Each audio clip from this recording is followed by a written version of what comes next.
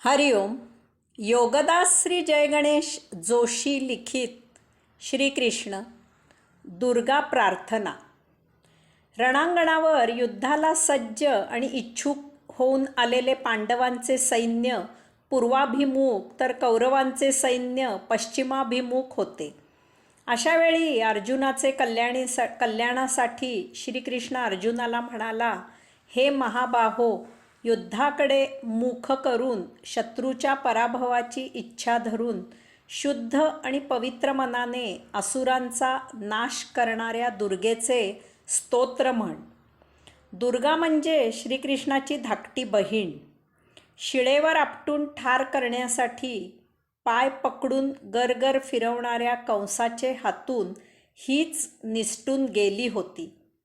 श्रीकृष्णाने असे सांगताच अर्जुन रथामधून खाली उतरला.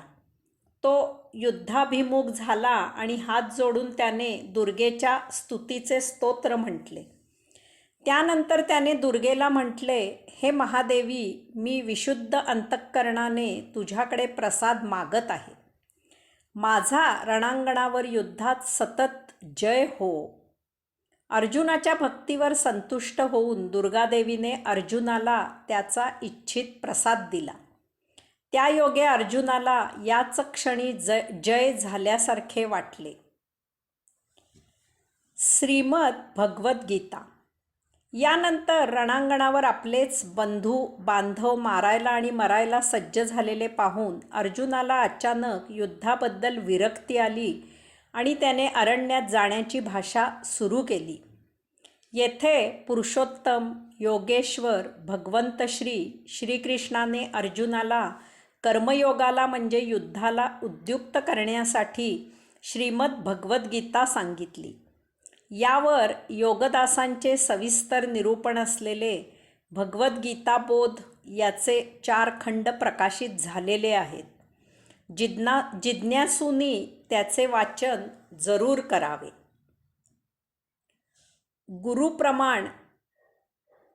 गुरुप्रणाम आणि युद्धपूर्व हालचाली. अर्जुन युद्धाला सज्ज झालेला पाहून युधिष्ठिराने कवच काढले, धनुष्य खाली ठेवले आणि पितामह भीष्मांकडे पाहून हात जोडून तो त्यांच्याकडे जाऊ लागला.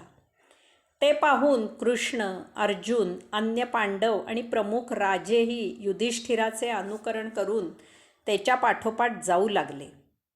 हे पाहून कौरवांच्या सैन्यामध्ये हर्षोन्माद झाला. त्यांना वाटले की पांडव युद्धाला घाबरून आपले सेनापती पितामह भीष्मांकडे शरण येण्यासाठी येत आहेत. युधिष्ठिर आपल्याबरोबर आलेल्या सर्वांसह पितामह भीष्मांचे चरणी लीन झाला. त्याने पितामह भीष्मांना म्हटले, हे तात, मी आपल्याला युद्धासाठी निमंत्रित करतो. मला युद्धासाठी अनुमती द्या. मला आशीर्वाद द्या. त्यावर पितामह भीष्म म्हणाले, पुरुष अर्थाचा दास आहे, तथापि अर्थ मात्र कोणाचाही दास नाही. त्यामुळे मला तुझ्याशी युद्ध करणे भाग आहे. मी तुझ्यावर संतुष्ट आहे. युद्ध कर आणि जय मिळव. आणखी काही इच्छा असल्यास वर माग. युधिष्ठिर पितामह भीष्मांना म्हणाला, हे तात, तुम्ही नेहमी माझ्या हिताची इच्छा धरून मंत्रणा करावी आणि दुर्योधनासाठी आमच्याशी युद्ध करावे. तसेच तुम्हाला युद्धात कसे जिंकावे ते तुम्ही मला सांगावे. हे अजिंक्यवीरा, हा वर मला मिळो. यावर पितामह भीष्म म्हणाले, या रणभूमीवर मला जिंकणारा कोणीही योद्धा नाही. मला मरण आहे. अजून माझ्या मृत्यूची वेळ आलेली नाही. तेव्हा यासाठी तू मला पुन्हा भेट. पितामह भीष्मांची आज्ञा शिरसावंद्य मानून युधिष्ठिराने त्यांना पुन्हा वंदन केले आणि तो द्रोणाचार्यांकडे आपल्याबरोबर आलेल्या सर्वांसह निघाला. युधिष्ठिर आपल्याबरोबर आलेल्या सर्वांसह द्रोणाचार्यांच्या चरणी लीन झाला. त्याने द्रोणाचार्यांना म्हटले, हे अजिंक्य ब्राह्मण श्रेष्ठा, मी आपल्याला युद्धासाठी निमंत्रित करतो. मला युद्धासाठी अनुमती द्या. मला आशीर्वाद द्या. यावर द्रोणाचार्य म्हणाले, मी तुझ्यावर संतुष्ट आहे. युद्ध कर आणि जय मिळव. मी दुर्योधनासाठी युद्ध करणार आहे, तथापि मी तुझ्या जयाची इच्छा करतो. यावर युधिष्ठिर म्हणाला, हे श्रेष्ठ ब्राह्मणा, तू माझ्या हिताची मंत्रणा कर, माझ्या जयाची इच्छा कर आणि दुर्योधनासाठी लढ. तसेच तुझा वध कसा होईल ते मला सांग. त्यावर द्रोणाचार्य म्हणाले, मी जोपर्यंत शस्त्रसज्ज आहे, लढत आहे, तोपर्यंत माझा वध करणे अशक्य आहे. तथापि मी जर शस्त्रहीन झालो, प्रायोपवेशन करू लागलो, देहापासून पृथक झालो, तर त्यावेळी माझा वध होऊ शकतो.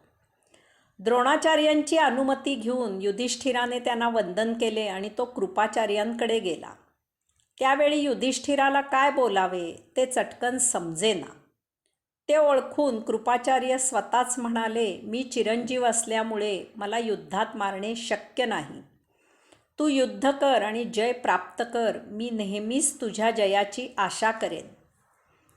कृपाचार्यांची अनुमती घेऊन त्यांना वंदन करून युधिष्ठिर शल्याकडे गेला. शल्य म्हणजे माद्रीचा भाऊ, पांडवांचा मामा.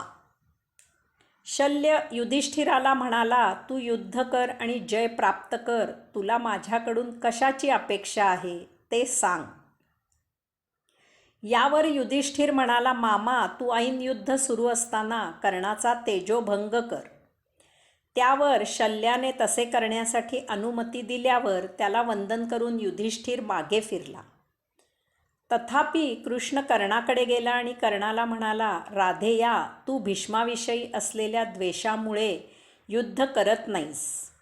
जोपर्यंत भीष्माचे पतन होत नाही तोपर्यंत तू पांडवांसाठी लढ. तथापि कर्णाने कृष्णाला स्पष्ट सांगितले की तो दुर्योधनाला अप्रिय असे काहीही करणार नाही. अशा प्रकारे कर्णाला पांडवांच्या बाजूला आणण्याचा कृष्णाचा हा दुसरा प्रयत्नही वाया गेला. कृष्ण माघारी पांडवांच्या सैन्याकडे आला. यानंतर प्रथेप्रमाणे युधिष्ठिराने दोन्ही सैन्यांच्या मध्यभागी उभे राहून आव्हान केले की ज्यांना आम्हाला येऊन मिळायचे आहे त्यांचा आम्ही स्वीकार करतो. त्याबरोबर दुर्योधनाचा भाऊ युयुत्से हर्षभरीत होऊन पांडवांना येऊन मिळाला.